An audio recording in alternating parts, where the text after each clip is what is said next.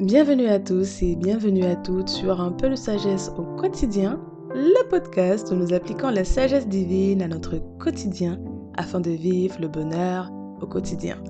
J'espère que vous allez bien et que vous avancez progressivement, tranquillement, calmement sur ce cheminement qu'est la vie.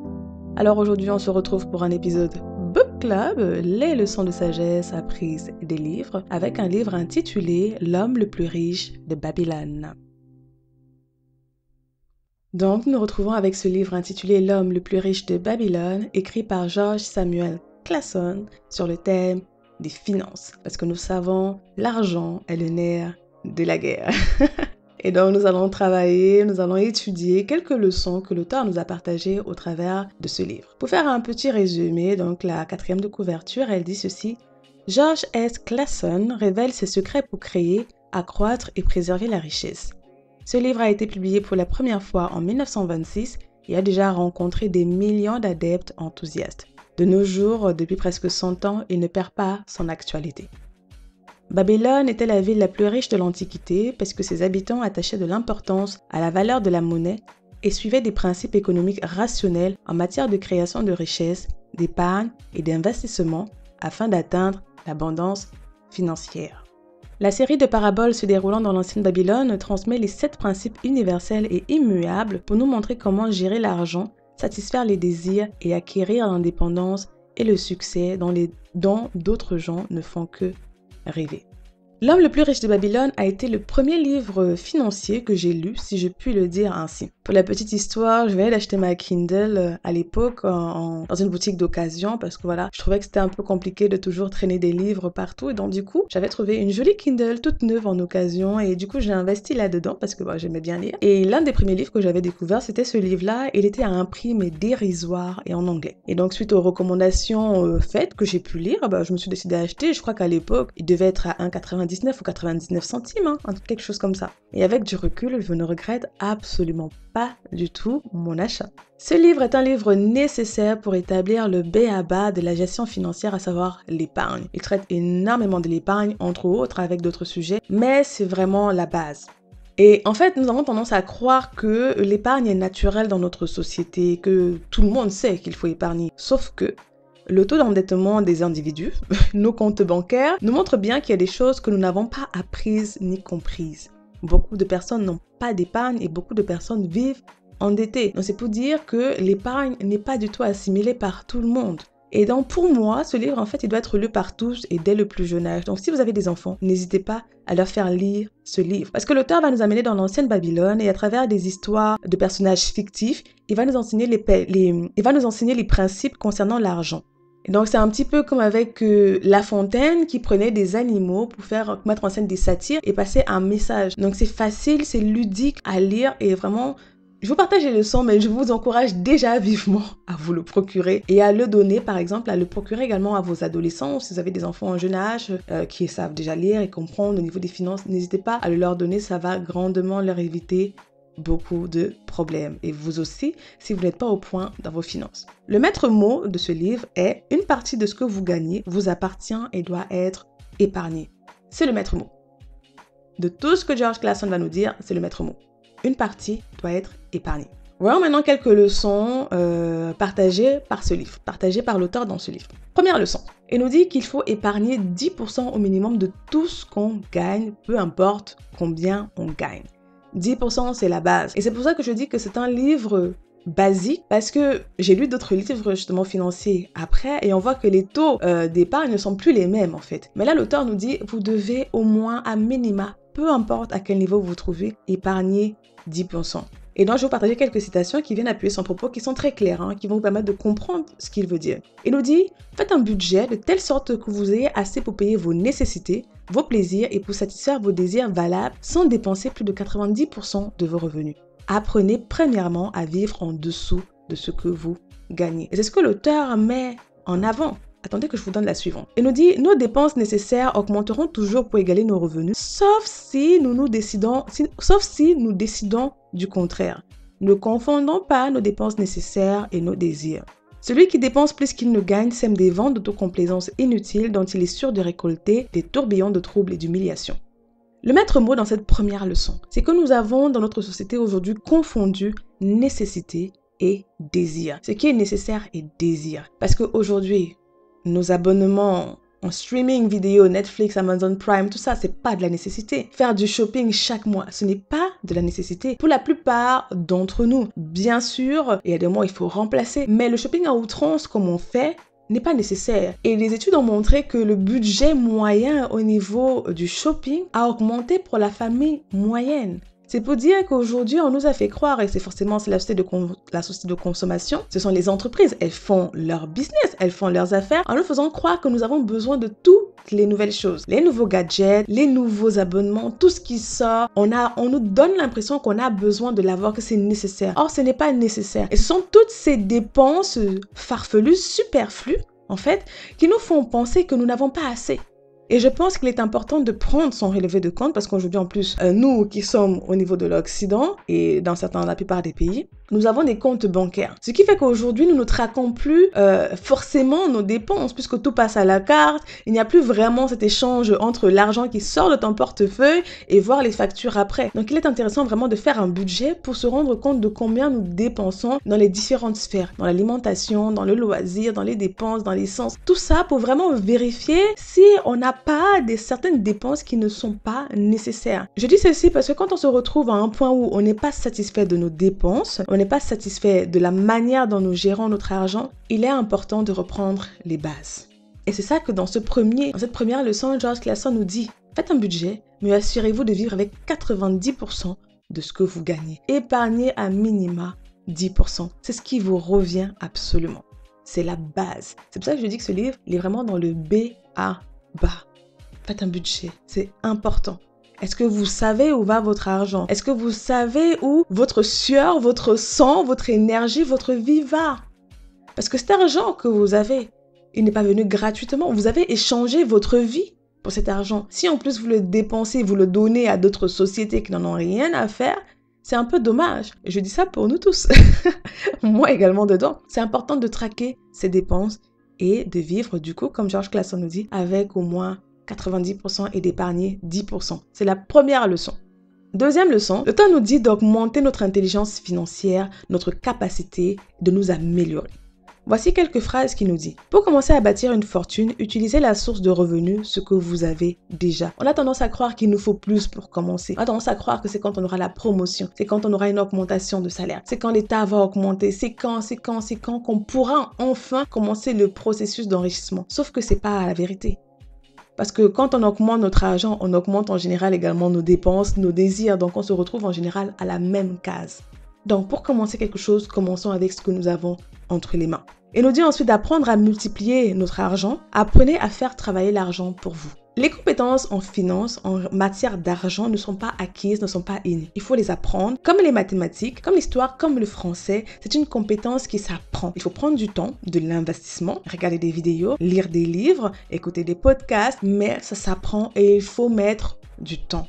Si vous voulez réussir, investissez dans votre intelligence financière. Et nous dit encore donc d'augmenter notre capacité à apprendre parce qu'on n'apprend pas ça à l'école. Et en général, quand on sort de l'école, on a l'impression qu'on a fini d'apprendre. On se dit en général, c'est fini, j'apprends plus jamais. Sauf que les compétences dont on a besoin vraiment dans la vie active, la vraie vie, elles ne sont pas apprises à l'école. Malheureusement, elles ne sont pas apprises à l'école. Je ne sais pas comment c'était avant, mais aujourd'hui, on ne nous apprend pas ça. Donc, à moins d'être peut-être dans le domaine des finances, dans le domaine du commerce, vous ne savez pas comment gérer un budget, vous ne savez pas du tout. Donc, il est important d'investir là-dedans et de commencer à apprendre. Il dit ceci, quand un homme se perfectionne dans son appel, son couloir, ainsi sa capacité à augmenter ses revenus va également augmenter. Augmentez vos capacités, apprenez, devenez plus expérimenté, devenez plus sage. Apprenons, c'est vraiment ça, améliorons-nous. Cherchons à comprendre comment fonctionne le système financier dans lequel nous vivons, comment fonctionne l'argent. Apprenons à comprendre c'est quoi les différents modèles qui sont en place. Apprenons, c'est important. Formons-nous. Si on veut même plus d'argent, il est important également de nous former par rapport à nos dons et nos talents. C'est ça que l'auteur nous dit. Oui, utilisons ce que nous avons déjà entre les mains, mais continuons à nous former. Et notre société nous montre bien que de plus en plus de nouvelles compétences sont nécessaires, sont demandées, sont recherchées. Donc, ne restons pas au statu quo et essayons d'aller plus loin. Troisième leçon que l'auteur nous dit, il nous dit de prendre des conseils auprès de ceux qui ont une expérience prouvée dans ce domaine. Oui, on ne prend pas les conseils auprès de n'importe qui. On ne prend pas les conseils auprès de quelqu'un qui est endetté en ce qui concerne la gestion financière, à moins que ce soit un millionnaire ou un multimilliardaire et tout. Mais vous n'allez pas prendre vos conseils chez quelqu'un qui n'arrive pas à réussir. C'est logique, sauf que, en général, c'est là-bas qu'on prend. On prend nos conseils auprès de nos parents, on prend des conseils auprès de nos amis qui n'ont pas réussi et qui sont au même niveau que nous. Et en matière d'investissement, encore plus. Si vous avez déjà dépassé cette phase d'épargne, de budget et tout, et que vous voulez investir, il est important d'aller prendre vos conseils auprès de ceux qui ont une expérience prouvée dans ce domaine. Pas seulement le dire, mais c'est prouvé, il y a une trace. Voici ce que l'auteur nous dit. Il nous dit: les conseils sont des choses données gratuitement, mais faites attention à ce que vous gardez. Celui qui prend des conseils financiers chez une personne inexpérimentée dans ce domaine payera de son argent. Il nous dit: cherchez des conseils de ceux qui sont compétents, les preuves de leurs compétences étant leur propre expérience. Donc c'est pas juste la bouche, il faut que l'expérience le prouve. Et quand quelqu'un veut vous présenter un produit, posez-lui toujours la question: as-tu investi là-dedans? As-tu tant confiance en ton produit que tu as mis ton argent? Bien sûr, il y en a qui mentiront, mais il faut déjà au moins qu'il y ait cette assurance-là. Après, il faudra avoir du discernement pour regarder, pour voir si c'est un mensonge ou pas. Maintenant, ça c'est un autre sujet. Mais l'auteur nous dit de savoir chez qui on prend nos conseils. Quatrième leçon, il va nous donner quelques conseils en ce qui concerne la sagesse dans l'investissement. Il nous dit: ne vous faites pas berner par des offres trop alléchantes et ne cherchez pas les raccourcis hasardeux. Oh, comment sommes-nous en proie à des offres mirobolantes et toutes sortes d'offres. Et c'est pour ça qu'il y a toujours d'arnaques. Parce que nous savons que l'être humain cherche toujours des raccourcis, cherche à gagner gros en faisant pas grand-chose. Et c'est ce qu'on nous dit toujours. Sauf que bien évidemment, il y a des stratégies à mettre en place, il y a des choses à comprendre. Il faut quand même qu'il y ait une compréhension, une certaine intelligence pour faire peu et gagner beaucoup. Sauf que la majeure partie d'entre nous n'avons même pas cette intelligence-là. Et ce sont tout simplement... C'est comment on appelle ça? Greedy. C'est l'envie qui nous pousse. C'est les gros yeux, avoir les yeux plus gros que le ventre qui nous pousse sur certains chemins où on se fait malheureusement toujours avoir. La plupart. Il nous dit ceci: apprenez à investir avec attention. Ne courez pas après des taux improbables de retour, des facilités qui ne sont là que pour vous leurrer vers la perte et les remords. Ne soyez pas influencé par un sentiment d'obligation de confier votre argent à une personne. Ne soyez pas non plus influencé par des plans farfelus et impraticables d'obtention de richesse. Soyez conservateur dans ce que vous vous attendez à gagner. Et dans l'exemple d'investissement en termes de conservation, nous avons Warren Buffett, l'un des plus grands investisseurs de notre génération, qui a dit qu'en fait, lui, il a toujours été un investisseur en fait conservateur. C'est-à-dire qu'il ne prend pas de plans farfelus. C'est ce que la légende dit. Vous allez pouvoir trouver toutes ces citations sur Pinterest, sur Google, vous allez les trouver. Donc soyons sages, et surtout quand nous sommes au début, même si nous manquons encore d'expérience, ne cherchons pas des choses que nous ne comprenons pas. Deuxième leçon de sagesse que l'auteur nous dit, il nous dit: n'investissez pas dans un domaine dont vous n'êtes pas familier et où vous ne comprenez pas grand-chose. Donc, soyez conservateur dans vos investissements. Gardez votre argent en investissant uniquement où votre apport principal est garanti, où vous pourrez le récupérer si vous le voulez, et où vous ne faillerez pas à récupérer un bénéfice. Consultez des personnes sages et laissez leur sagesse vous protéger d'investissements peu sûrs. Quand vous investissez dans l'immobilier, assurez-vous de la valeur à long terme. Soyez sage et investissez promptement quand vous êtes convaincu d'une bonne affaire. Nous sommes prompts à vaciller et à laisser les opportunités s'échapper.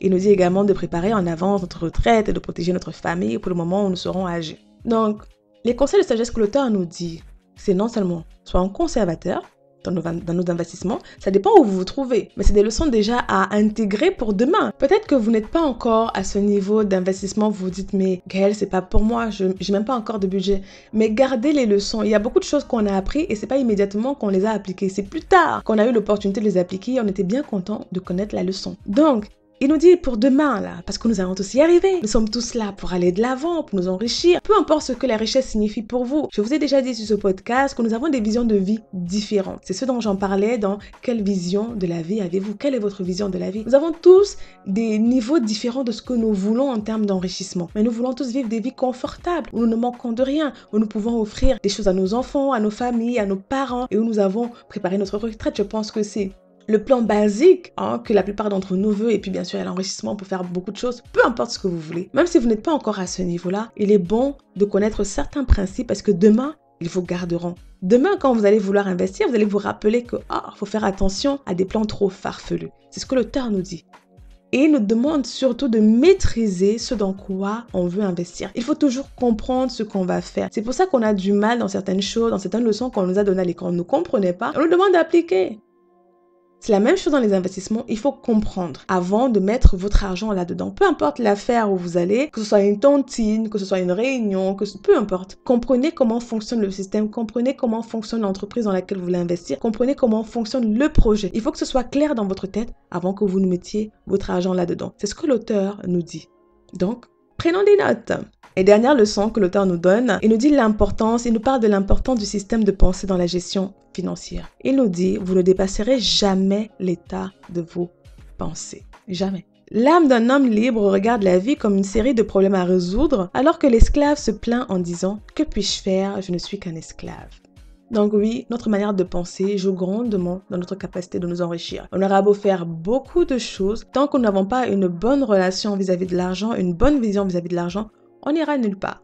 Donc, c'est cinq grosses leçons que j'ai prises du livre, mais il y en a beaucoup. Il parle de l'immobilier, il parle de beaucoup de choses. Il parle de beaucoup de choses. Donc, n'hésitez pas à le lire. Il est gratuit sur YouTube. J'ai pu voir, je vais mettre le lien en lien avec l'article. Donc, il est gratuit sur YouTube en audio. Vous allez pouvoir trouver également le PDF en ligne. N'hésitez pas à le lire. Il est facile à lire. Même si vous n'aimez pas lire, il est temps de commencer à aimer lire. Il est temps de commencer à apprendre à aimer lire. C'est une compétence comme une autre qui s'apprend. Plus vous allez passer du temps, vous allez trouver ce qui vous intéresse et ça va commencer à rentrer. Vous allez commencer à y prendre plaisir. Donc, il est très facile. Ce sont des histoires interactives, très ludiques, mais qui vont vous apprendre énormément et qui vont vous permettre de faire le bilan où vous en trouvez au niveau de vos finances. C'est vrai qu'on regarde souvent beaucoup les relations, on regarde le travail sur soi, mais pas toujours nos finances. Or, les finances font partie de nous. Ils déterminent notre bonheur au quotidien. Donc voilà un peu les leçons que j'ai pu glaner. Je vous ai dit, je fais un top 5, il y en a beaucoup d'autres, donc n'hésitez pas à vous le procurer si le livre vous intéresse. Vous pouvez avoir d'autres avis sur YouTube, bien évidemment, pour voir de quoi il s'agit, d'autres avis, d'autres leçons qui ont été partagées. Donc vous allez retrouver l'article en lien avec cet épisode sur Even House Edition, comme d'habitude, avec toutes les citations que j'ai pu partager. Donc n'hésitez pas à y faire un tour avec toutes les notes, bien évidemment. Vous avez l'onglet ressources, vous allez trouver le guide pour vous créer vos propres objectifs personnalisés afin d'avoir du succès dans votre vie. Que dire d'autre? N'hésitez pas à partager. Peut-être que quelqu'un a besoin de ces leçons. Nous avons tous besoin d'apprendre au quotidien. Donc n'hésitez pas à partager l'épisode si vous avez trouvé intéressant. Il peut être intéressant pour quelqu'un d'autre également. Il peut aider quelqu'un d'autre qui cherchait des solutions justement par rapport à sa gestion financière. Donc, n'hésitez pas à continuer la discussion dans les commentaires. Est-ce que vous avez déjà lu ce livre? Qu'est-ce que vous en avez pensé? Qu'est-ce que vous en avez tiré, vous, comme leçon? Qu'est-ce que vous avez appliqué? N'hésitez pas à venir le dire en commentaire et à continuer la discussion. Je pense que ça peut être très intéressant pour chacun d'entre nous. Sur ce, je vous dis à la prochaine fois. Portez-vous bien, prenez soin des vôtres et que Dieu vous bénisse.